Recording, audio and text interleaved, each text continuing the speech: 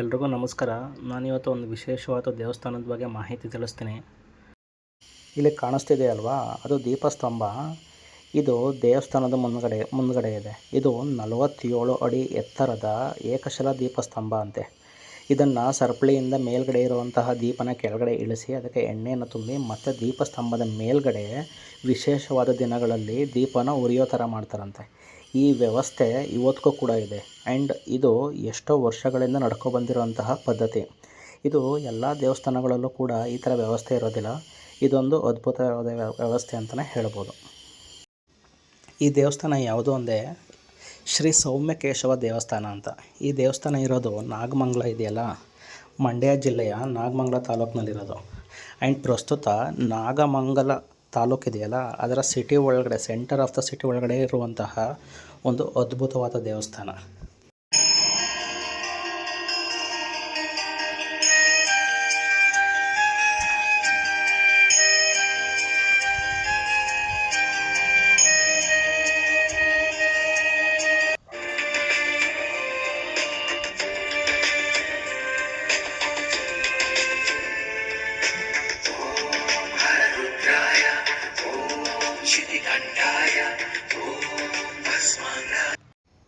ಈ ದೇವಸ್ಥಾನ 12ನೇ ಶತಮಾನದಲ್ಲಿ ಕಟ್ಟಿಸಿರೋದು. ಯಾರು ಕಟ್ಟಿಸಿರೋದು ಅಂತಂದರೆ ಹೊಯ್ಸಳ ಡೈನಾಸ್ಟಿ ಇದ್ದಾರಲ್ಲ, ಅವರು ವಿಶಾಲವಾಗಿ ಈ ದೇವಾಲಯವನ್ನು ಕಟ್ಟಿರೋದು. ಹಾಗೂ ಮೊದಲ ಹಂತದ ನಿರ್ಮಾಣವು ಹೊಯ್ಸಳ ಕಾಲದ ಔತ್ತರೇಯ ಸಂಪ್ರದಾಯದ ರಚನೆಯಾಗಿದೆ.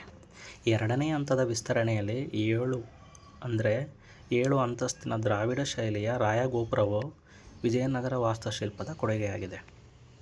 ಈ ದೇವಸ್ಥಾನನ ಇಂಟರ್ಲಾಕಿಂಗ್ ಸಿಸ್ಟಮ್ ಥರ ಕಟ್ಟಿರೋದು.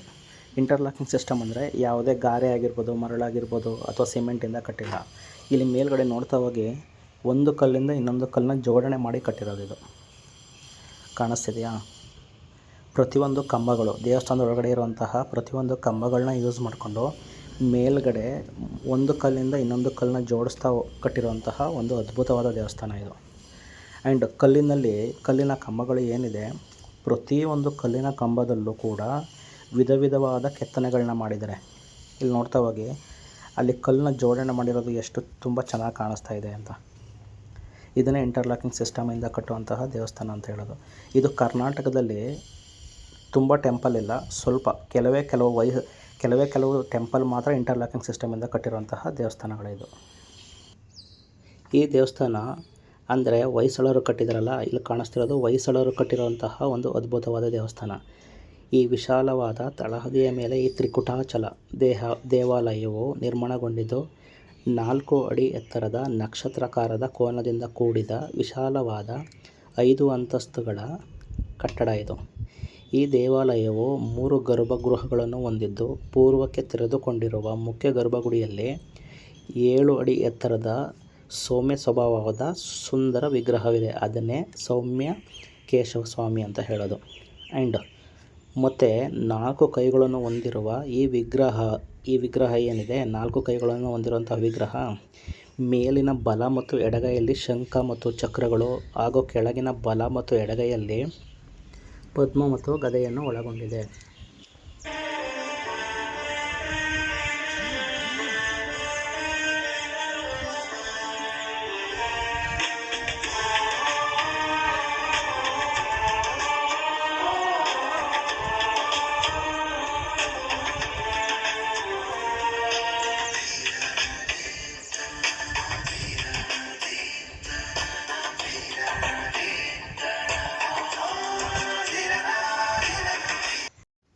ಮತ್ತು ಈ ದೇವಸ್ಥಾನದಲ್ಲಿ ಉತ್ತರ ಭಾಗದ ಗರ್ಭಗೃಹದಲ್ಲಿ ಹೊಯ್ಸಳ ಕಾಲದ ಲಕ್ಷ್ಮೀ ನರಸಿಂಹ, ದಕ್ಷಿಣ ಭಾಗದ ಗರ್ಭಗೃಹದಲ್ಲಿ ವೇಣುಗೋಪಾಲ, ರುಕ್ಮಿಣಿ ಮತ್ತು ಸತ್ಯಭಾಮೆಯರ ವಿಗ್ರಹಗಳಿದೆ.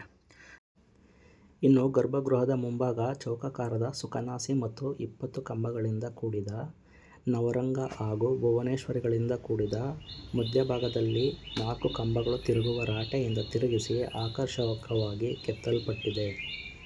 ಹಾಗೆ ನವರಂಗ ಮಧ್ಯದ ಭುವನೇಶ್ವರಿಯು ಅತ್ಯಂತ ಆಕರ್ಷಕವಾಗಿದ್ದು ಅಲಂಕಾರಯುಕ್ತ ಕೆತ್ತನೆಗಳಿಂದ ಕೂಡಿದೆ. ಮಧ್ಯದಲ್ಲಿ ಜೋತು ಬಿದ್ದ ಮೊಗ್ಗಿನ ಬುಡದಲ್ಲಿ ಸುತ್ತುಕೊಂಡಿರುವ ಹಾವಿನ ಆಕರ್ಷಕ ಕೆತ್ತನೆಯಂತಿರುವುದು ಈ ದೇವಾಲಯದ ಮತ್ತೊಂದು ವಿಶೇಷವಾಗಿದೆ. ಮತ್ತು ಹೊರ ಪ್ರಕಾರದ ನೈಋತ್ಯ ಮೂಲೆಯಲ್ಲಿ ಏಕಶಿಲೆಯ ಸುದರ್ಶನ ಮೂರ್ತಿ ಇದ್ದು, ವಾಯುವ್ಯ ಮೂಲೆಯಲ್ಲಿ ಸೌಮ್ಯನಾಯಕಿ ಅಮ್ಮನ ಗುಡಿ ಇದೆ. ಹಾಗೂ ವಿಶಾಲವಾದ ಪ್ರಾಕಾರದಲ್ಲಿ ಪಾಳೆಯಗಾರರ ಕಾಲದಲ್ಲಿ ನಿರ್ಮಾಣಗೊಂಡ ಅನೇಕ ಉಪದೇವಾಲಯಗಳು ಕೂಡ ಈ ದೇವಸ್ಥಾನದ ಆವರಣದ ಒಳಗಡೆ ಇದೆ.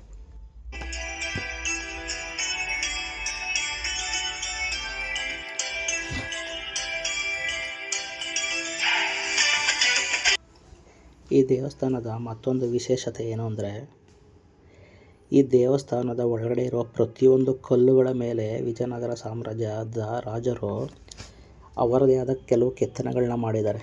ಹನುಮಂತ ಆಗಿರ್ಬೋದು, ನೃತ್ಯ ಗಾಯಕಿಯರಾಗಿರ್ಬೋದು, ಶ್ರೀಕೃಷ್ಣನ ಕೆತ್ತನೆ ಆಗಿರ್ಬೋದು, ಹಾಗೂ ಅವರಿಗೆ ಬೇಕಾಗಿರುವಂತಹ ಹಾಗೂ ಕೆಲವು ವಿಚಾರಗಳನ್ನು ತಿಳಿಸುವಂತಹ ಯಾವುದೇ ಕೆತ್ತನೆಗಳಾಗಿರ್ಬೋದು, ಆ ಥರ ಪ್ರತಿಯೊಂದು ಕೆತ್ತನೆಗಳನ್ನು ಕೂಡ ಈ ದೇವಸ್ಥಾನದ ಕಮ್ಮರಗಳ ಮೇಲೆ ಕೆತ್ತಿಸಿದ್ದಾರೆ. ಅದು ತುಂಬ ಅದ್ಭುತವಾದ ಮತ್ತು ಪ್ರಮುಖ ವಿಶೇಷತೆಯಾಗಿದೆ.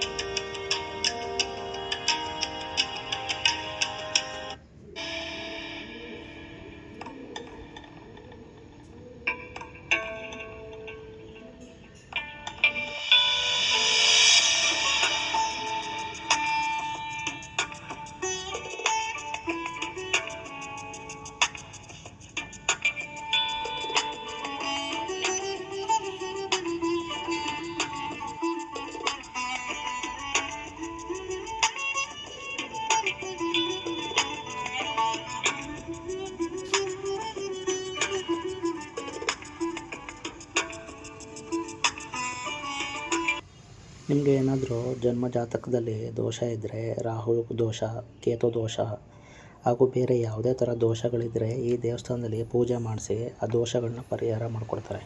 ನೀವು ಅಲ್ಲಿರುವಂತಹ ಅರ್ಚಕರನ್ನ ಕಾಂಟ್ಯಾಕ್ಟ್ ಮಾಡಿ ನೀವು ದೋಷಗಳನ್ನ ಪರಿಹಾರ ಮಾಡಿಸ್ಕೋಬೋದು. ಆಮೇಲೆ ಇನ್ನೊಂದು ವಿಶೇಷತೆ ಏನು ಅಂದರೆ, ಹೊರಗಡೆ ಆವಾಗಲೇ ದೀಪಸ್ತಂಭ ಅಂತ ತೋರಿಸೋದ್ನಲ್ಲ, ಆ ದೀಪಸ್ತಂಭದಲ್ಲಿ ಕೆಳಗಡೆ ಒಂದು ಹನುಮಂತನ ವಿಗ್ರಹನ ಕೂಡ ಕೆತ್ತಿದ್ದಾರೆ.